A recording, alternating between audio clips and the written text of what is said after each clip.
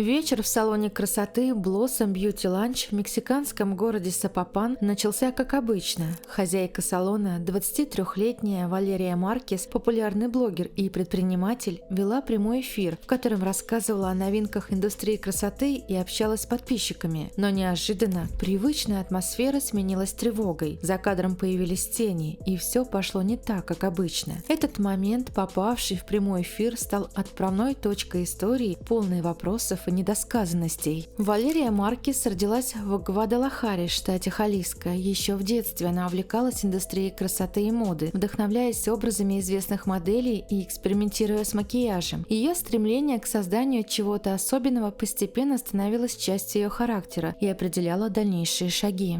К 2021 году Валерия уже добилась заметного успеха. Она получила титул «Мисс Ростро», который придал ей уверенности и привлек внимание к ее деятельности. Эта победа открыла перед ней новые возможности и помогла собрать вокруг себя аудиторию, готовую следить за ее профессиональной жизнью.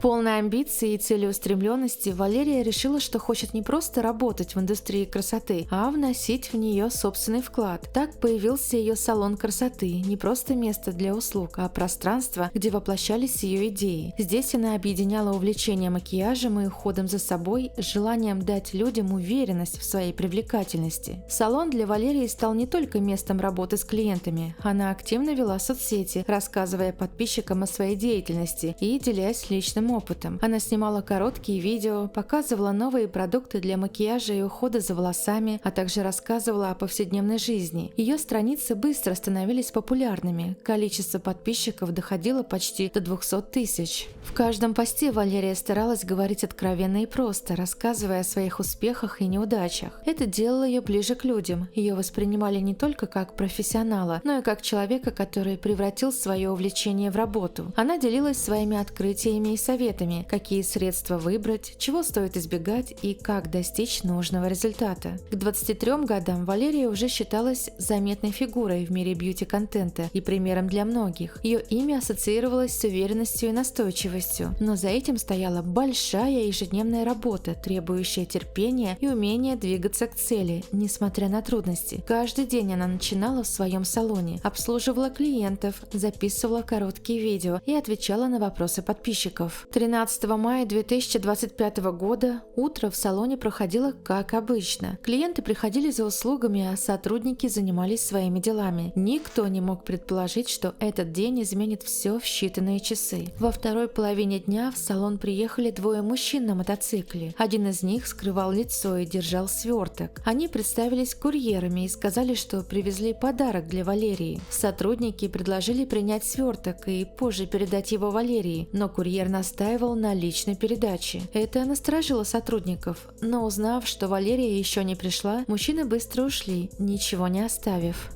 Когда Валерия позже пришла в салон, ей рассказали о странном визите. Она сразу насторожилась, не понимала, почему неизвестные люди пытались передать ей подарок, скрывая свои лица. Ее слова в тот момент передавали беспокойство. Она не могла найти объяснение этому поступку и пыталась убедить себя, что это, возможно, просто странная случайность. Тем не менее, Валерия не позволила себе показать тревогу перед клиентами. Она сосредоточилась на работе и вскоре решила, что лучший способ отвлечься – это снова выйти в прямой эфир. Она открыла ТикТок и начала общаться с подписчиками, рассказывая им о новинках и планах по развитию салона. Во время эфира Валерия была спокойной и доброжелательной. Она показывала новые товары, рассказывала о них и делилась своими идеями. В чате было много вопросов. Подписчики активно ставили лайки и писали слова поддержки.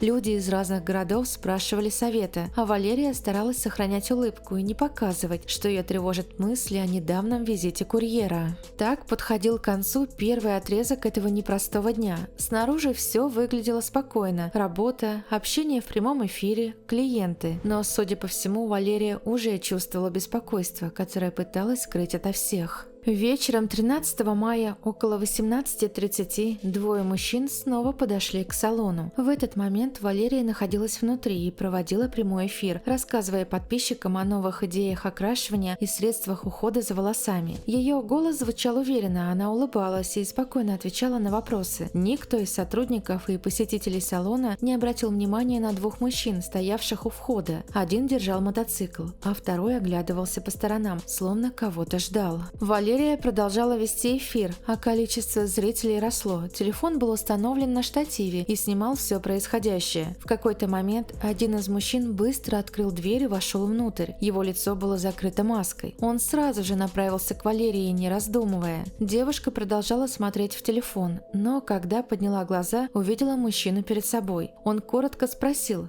«Ты Валерия?» Она на секунду замерла, а потом кивнула и сказала «да».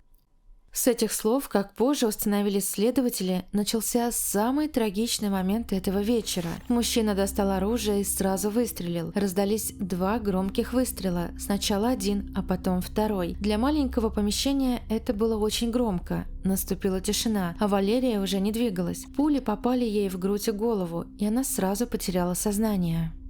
Сотрудники салона стали свидетелями происходящего. Вначале все замерли, не понимая, что делать. Одна из сотрудниц, Эрика, быстро подошла к телефону, где еще шел эфир, и выключила трансляцию. Ее действия вызвали много вопросов. Почему она так спокойно и без эмоций это сделала? Но тогда никто не успел спросить, потому что все были в шоке. Женщины, которые ждали своей процедуры, закричали. Кто-то закрыл лицо руками, кто-то вскочил и отступил. Работницы салона растерялись, не понимая, что нужно делать. Одна из них попыталась проверить, дышит ли Валерия, но сразу стало понятно, она уже мертва. Салон наполнился тишиной, в которой было слышно только шаги и сдавленные рыдания.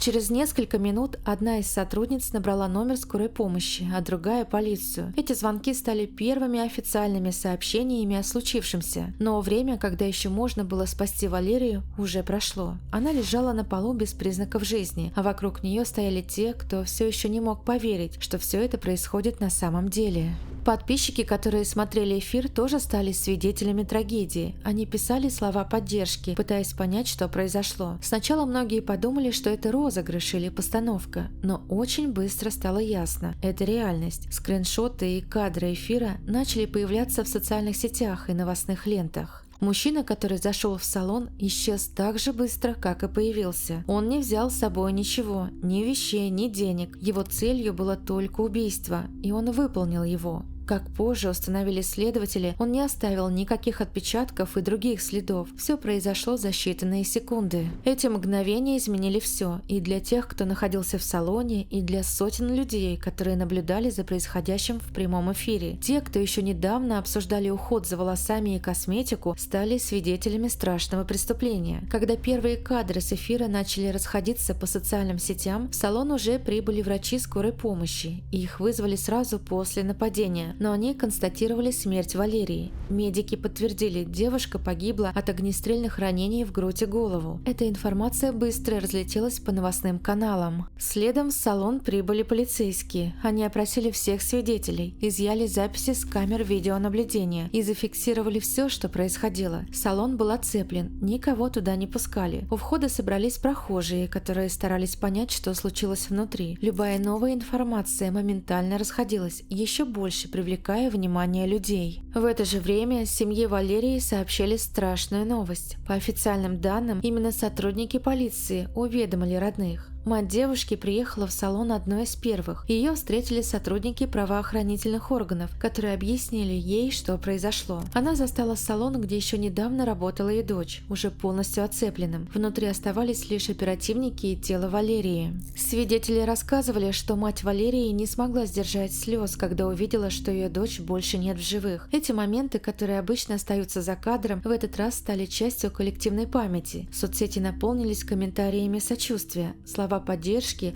сыпались отовсюду, но никто не мог изменить случившееся. Вскоре тело Валерии было отправлено в институт судебной экспертизы для проведения необходимых процедур. Это действие не требовало согласия семьи, так как смерть рассматривалась как убийство и стала частью уголовного дела. В это же время в интернете продолжали множиться догадки и версии произошедшего. Но для семьи Валерии все это теряло смысл. Они потеряли дочь, которая еще вчера с улыбкой встречала новый день. После преступления следователи сразу отметили отсутствие любых признаков ограбления. Это укрепило версию, что целью нападения была именно жизнь девушки, а не имущество или деньги. Мужчины, вошедшие в салон, не пытались взять ценности или обыскать помещение. Их действия выглядели четко спланированными – найти Валерию и совершить выстрелы без лишних разговоров. Эта холодная точность и отсутствие попыток кражи сразу навели полицию на мысль о заказном убийстве, использовании оружия, маска на лице одного из нападавших и быстрый уход – все это соответствовало почерку преступления, выполненного по заказу. Подозрения в том, что речь идет о наемнике, укрепились, когда были проанализированы все материалы с камер видеонаблюдения вблизи салона. На них видно, как мужчины появляются внезапно и уходят так же быстро, не оставляя шансов для сопротивления. На этом фоне начали обсуждаться возможные мотивы. В социальных сетях и среди журналистов появились предположения о связи Валерии с картелем Халиско Нуэва Хенерасион. Репортажи утверждают, что она находилась в отношениях с одним из ключевых лидеров – Рикардо Руисом Веласко. Согласно сообщениям, Валерия нередко получала дорогие подарки от своих поклонников и демонстрировала их в социальных сетях, что якобы вызывало ревность или недовольство Руиса Веласко. Ее публичность, активность в социальных сетях и демонстрация роскошных подарков могли показаться ему неприемлемыми. Эта версия подчеркивает, что мотив преступления мог крыться не в личной ссоре или любовной драме, а в попытке картеля закрыть вопросы, которые касались чести и контроля над людьми, связанных с ними. Убийство Валерии в таком случае рассматривалось бы как устрашающий жест, чтобы показать, что даже популярность и слава не способны защитить от решимости картеля наказать тех, кто, по их мнению, переступил черту. Еще одна из версий – якобы Валерия могла отказать в сотрудничестве или не выполнить требования тех, кто стоит за такими группами. Хотя никаких доказательств или подтвержденных фактов, связывающих Валерию напрямую с преступной организацией, не нашли, атмосфера недоверия только усилилась. СМИ подхватили эти версии, а пользователи соцсетей быстро распространяли их, порой выдавая домыслы за факты.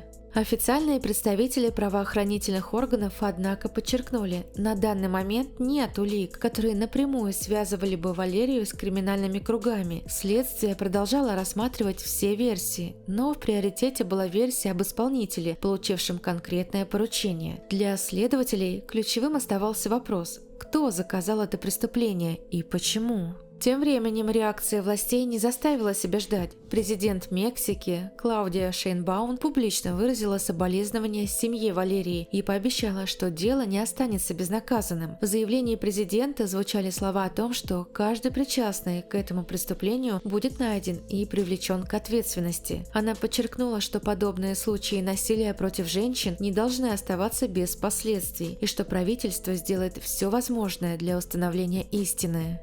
Власти штата также подтвердили, что дело будет вестись в рамках протокола фемицида, что требует особого внимания к мотивам и обстоятельствам преступления. Следователи уже собрали показания свидетелей и материалы с камер наблюдения, а также начали проверку всех возможных версий, от личных конфликтов до заказного устранения. Сразу после выступления президента в обществе начали появляться призывы к тщательному расследованию. Каждый день после убийства Валерии все больше вопросов возникало у тех, кто следил за делом. Как могли два незнакомца так легко войти в салон и уйти незамеченными? Кто дал им указания и почему именно Валерия стала целью? Следователи старались ответить на эти вопросы, но дело требовало времени, а общество хотело знать правду уже сейчас. После преступления в центре внимания оказалась ее подруга Вивиан. Она не была в салоне в момент трагедии, но ее имя постоянно упоминалось в разговорах. За несколько часов до нападения Вивиан отправила Валерии подарок – плюшевого поросенка. Ее сообщения в чате убеждали Валерию остаться в салоне, обещая, что ей поступит еще один сюрприз. Эти настойчивые уговоры вызывали вопросы у всех, кто знал обстоятельства последних часов Валерии. Когда двое мужчин пришли во второй раз, именно в этот момент Вивиан продолжала писать Валерии, чтобы та не уходила. Для многих это выглядело подозрительно. В социальных сетях сразу же появились версии, что Вивиан могла знать, что именно произойдет, или хотя бы предполагала, что за этим подарком кроется нечто большее.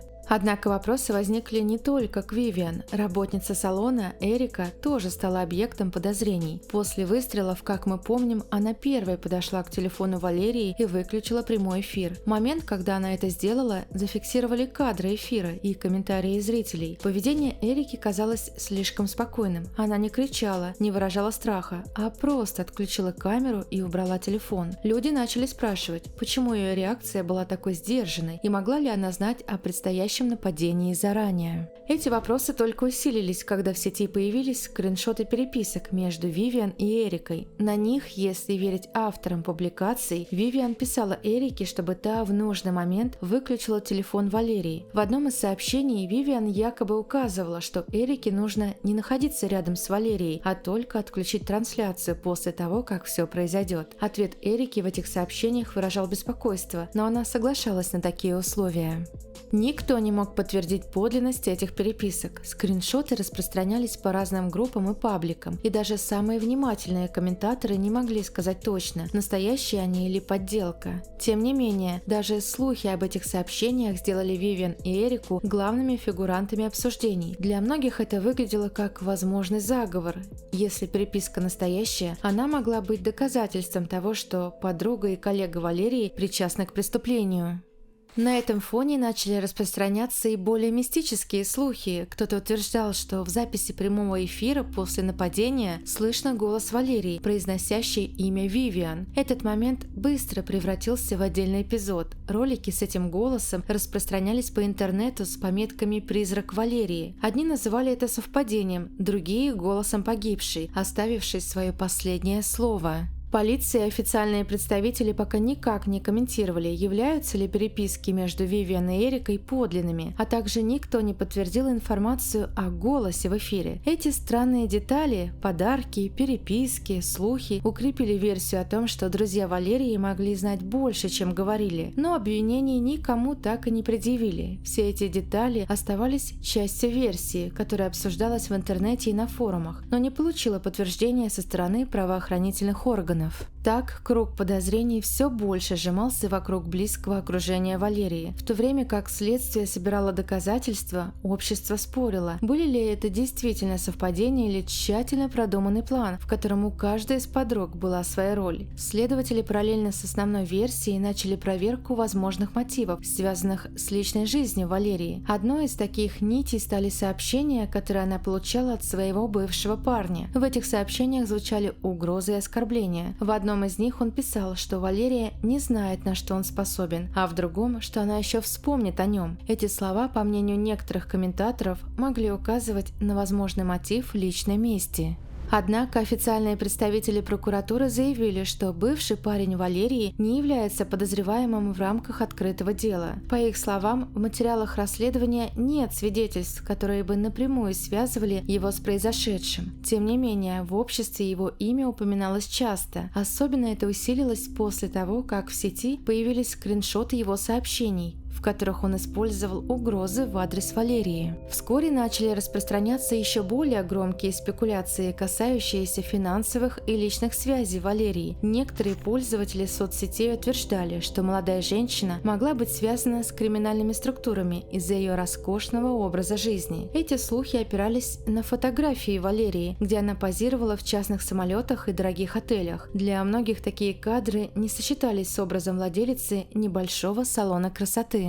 На фоне множества слухов прокуратура сделала официальное заявление, подчеркнув, что ни один из озвученных в соцсетях фактов не нашел подтверждения. Связи Валерии с картелем или какими-либо другими преступными группировками выявлено не было. Ведомство отметило, что подобные домыслы лишь мешают расследованию, отвлекая внимание от настоящих фактов и улик. Тем временем стали появляться и другие версии произошедшего. Например, высказывались предположения, что Валерия могла стать жертвой случайного столкновения интересов. Но каждая из таких гипотез оставалась лишь догадкой. Ни свидетели, ни близкие Валерии не упоминали о ее причастности к криминальной деятельности или опасным связям. Свою роль в распространении этих слухов сыграли и СМИ. Репортажи с броскими заголовками и эффектными образами стремительно расходились по различным платформам, зачастую вызывая больше вопросов, чем давали ответов. Газеты и онлайн-издания в погоне за просмотрами публиковали противоречивую информацию без тщательной проверки, лишь раздувая волну домыслов. Каждый новый заголовок подталкивал людей к обсуждению, а вдруг в этих слухах действительно есть хоть капля правды.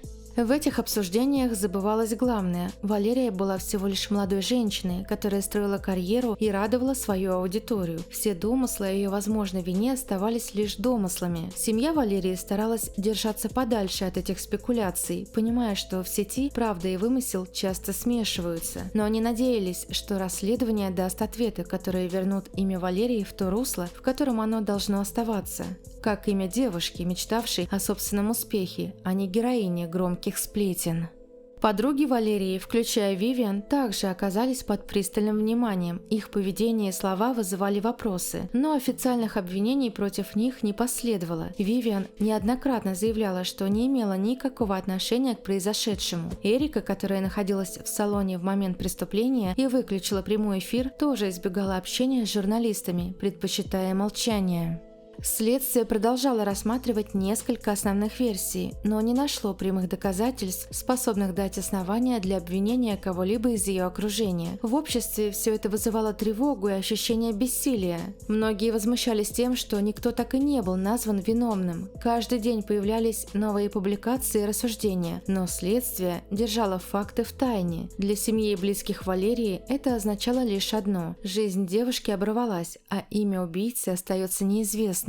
По последним данным, в деле об убийстве Валерии Маркес появились новые подробности. Женщина, которая утверждает, что стала свидетельницей нападения, сделала решительное заявление, обвиняя сотрудницу салона Эрику. По словам этой предполагаемой свидетельницы, которая назвала себя Паола и опасается за свою безопасность, стрелком в тот день был не курьер, а именно Эрика, косметолог салона красоты. До 26 мая основные версии и улики указывали на то, что убийцей был курьер, который спросил Валерию, является ли она той самой девушкой. Однако новая версия Паолы изменила восприятие событий. Она рассказала, что в день преступления рассматривала список услуг и цен, который был размещен на витрине салона. В этот момент к входу подошел курьер, спросил у Валерии, ее ли он ищет, а потом начал что-то доставать из рюкзака. По словам свидетельницы, именно тогда Эрика, находившаяся внутри помещения, вытащила пистолет и открыла стрельбу. Однако официальные данные, собранные полицией, указывают на то, что в салон приехали двое мужчин на мотоцикле, и именно один из них совершил преступление. Что касается самой Эрики, ее адвокат в последних интервью настаивал на полной невиновности своей клиентки. Он подчеркнул, что Эрика не имеет никакого отношения к преступлению и находилась в салоне только в рамках своей работы. Адвокат также отметил, что Эрика решила прекратить трансляцию прямого эфира в памяти Валерии, чтобы последнее ее изображение не было связано с моментом трагедии. При этом Эрика сотрудничает с полицией, но отрицает, что давала какие-либо устные показания о предполагаемом преступнике. Губернатор штата заявил, что записи с камер видеонаблюдения уже просмотрены, и у полиции есть данные о том, как и куда скрылись нападавшие. Кроме того, чиновники отметили, что сейчас рассматриваются 3 версии расследования, и ни одна из них не указывает на причастность Эрики к криминальным группировкам. Обстоятельства преступления остаются предметом тщательного изучения, а вопросы о том, кто именно стрелял в Валерию Маркес, до сих пор остаются без окончательного ответа. Спасибо за просмотр. Если вам понравилась моя работа, подписывайтесь на канал, а также рекомендую посмотреть и другие, не менее шокирующие истории. Кликайте прямо сейчас. До скорых встреч!